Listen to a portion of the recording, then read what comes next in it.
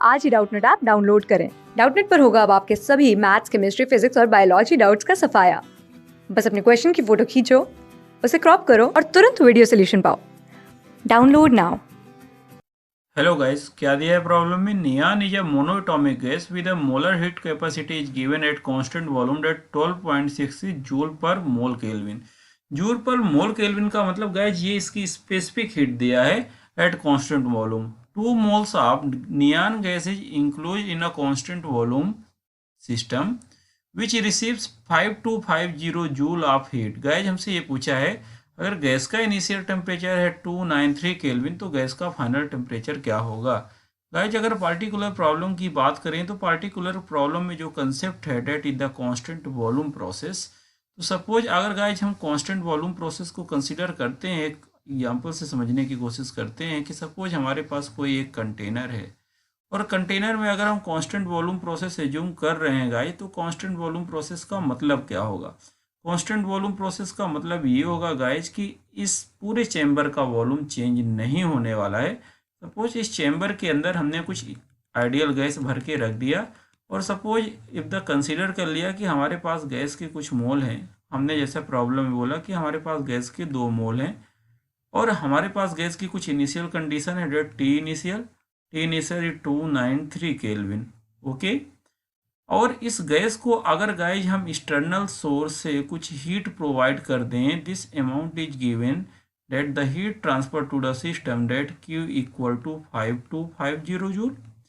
तो अगर ये हीट सिस्टम को मिलेगी मतलब गैस का टेम्परेचर इंक्रीज होगा क्योंकि गैस के मालिक्यूल्स की रैंडम मोशंस बढ़ेगी, उनकी इंटरनल एनर्जी बढ़ेगी। तो इंटरनल एनर्जी बढ़ेगी गाइज, तो इसका मतलब गैस के टेम्परेचर भी बढ़ेगा। तो हमसे यही पूछा है कि गैस का फाइनल टेम्परेचर क्या होने वाला है, that is the final temperature of the gas. और गैस हमारी है monoatomic neon gas, that is the neon. तो गाइस इस पार्टिकुलर प्रॉब्लम में जब भी बात होती है कांस्टेंट वॉल्यूम पे, तो कांस्टेंट वॉल्यूम पे जो भी हम हीट ट्रांसफर करते हैं उसको किस तरीके से डिफाइन किया जाता है, that heat transfer at constant volume that N C we D T.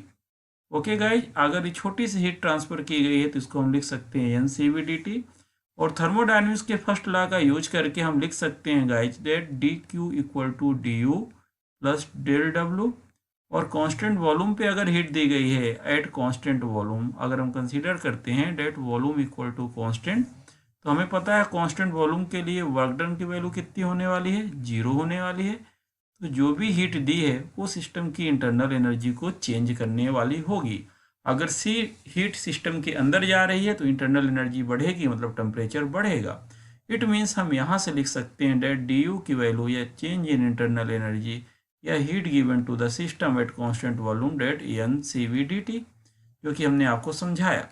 अगर ये हीट थोड़ी सी बड़ी हुई तो हम इसको लिखेंगे that is the delta Q which can be given N C V delta T.